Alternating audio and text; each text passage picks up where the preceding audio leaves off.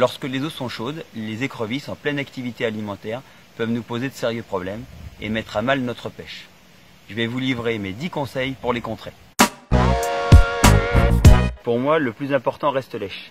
Elle doit résister coûte que coûte aux attaques des écrevisses.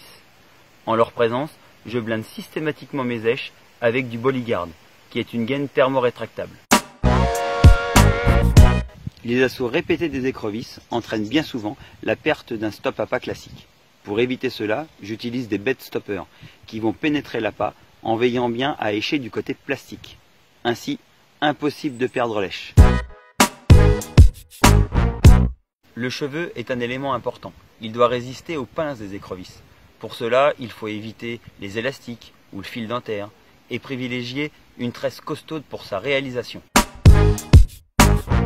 Les écrevisses ont tendance à emmêler nos badlings. Pour contrer ce problème, j'utilise toujours du shadow, qui est rigide, costaud et indétectable. Les écrevisses agissent systématiquement sur le fond.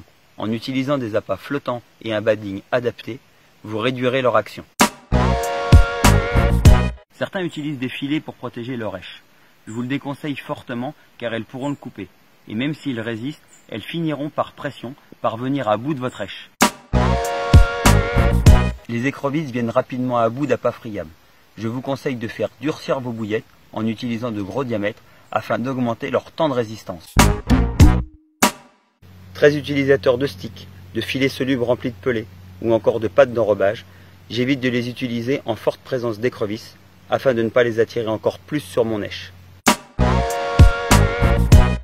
Il peut être intéressant de prendre les écrevisses à leur propre piège, en créant leur zone d'amorçage, et ainsi les détourner de votre spot de pêche.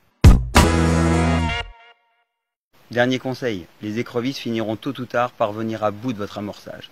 Alors augmentez les quantités et n'hésitez pas à utiliser des Tiger en complément.